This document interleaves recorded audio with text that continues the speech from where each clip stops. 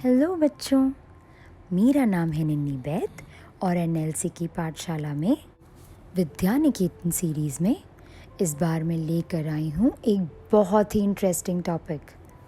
तो क्या आप तैयार हैं मेरे साथ इस मिस्टीरियस और मैजिकल वर्ल्ड की सैर करने के लिए?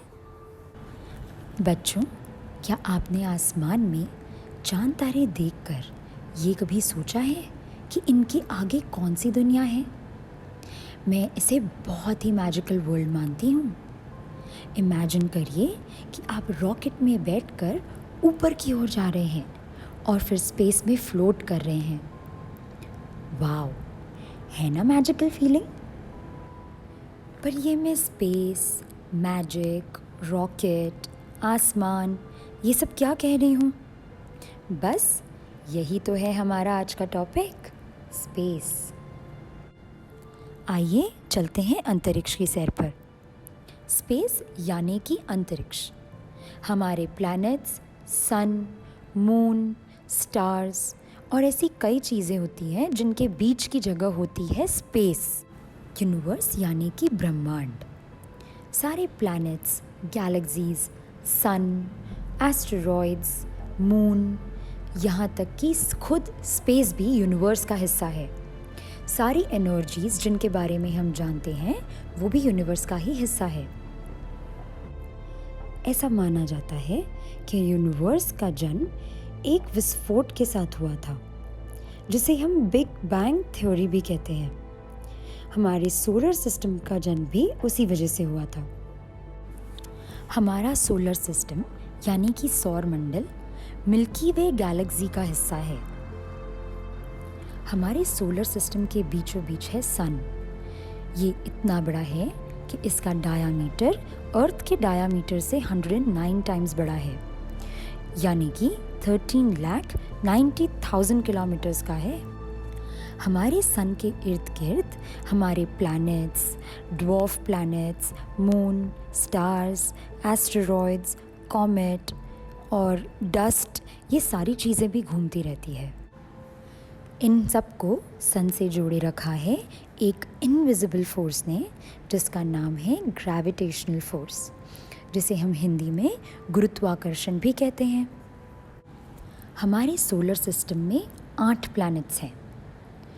पहला है मर्क्यूरी, दूसरा है वीनस, तीसरा हमारा अर्थ, चौथा है मार्स, पांचवा है जुपिटर, छठवां है सैटर्न, सातवां है यूरेनस और 8वां है नेपट्यून। आज तक के रिसर्च में जितना हम इंसान पता लगा पाए हैं, सिर्फ धरती पर ही जीवन है।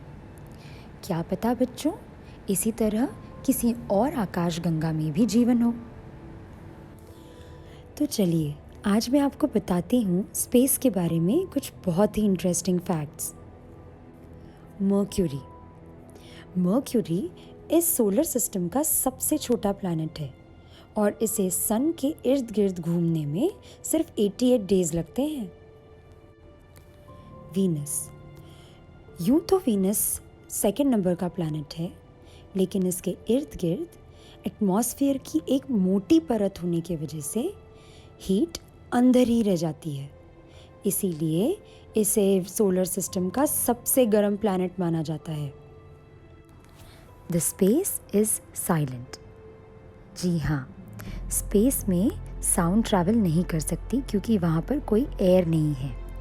इसीलिए अगर 2 एस्ट्रोनॉट आपस में बात करना चाहें तो वो एक दूसरे से कम्युनिकेट नहीं कर सकते, वो एक दूसरे की आवाज़ नहीं सुन पाएंगे। इसीलिए स्पेस में कम्युनिकेशन के लिए रेडियो सिग्नल्स का इस्तेमाल किया जाता है। The great red spot. Jupiter, जो कि हमारे सोलर सिस्टम का सबसे बड़ा प्लैनेट है, उस पर एक रेड स्पॉट दिखाई देता है। ये एक्चुअली में एक स्टॉर्म है जो कि ऑलमोस्ट 200 साल से चला आ रहा है। ये इतना बड़ा है कि हमारी अर्थ पूरी तरह इसमें समा सकती है। अंतरिक्ष में जाने वाली पहली महिला वैलेंटीना तेरेश्कोवा, जो कि रशिया से हैं, उन्होंने 26 साल की उम्र में ही स्पेस की जर्नी तय कर ली थी।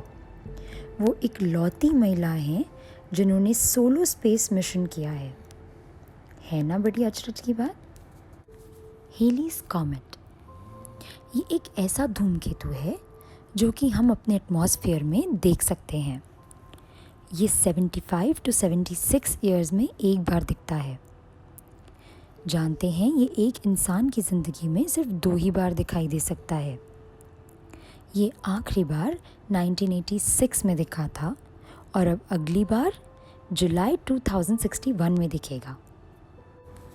बच्चों, यूनिवर्स के बारे में मैं आपको जितना भी बताऊं वो कम ही होगा, इसीलिए थोड़ी सी रिसर्च तो आपको भी करनी है। मैं अगले हफ्ते एक नए और बहुत ही इंटरेस्टिंग टॉपिक के साथ आपसे मिलूंगी और तब तक के लिए बाय बाय।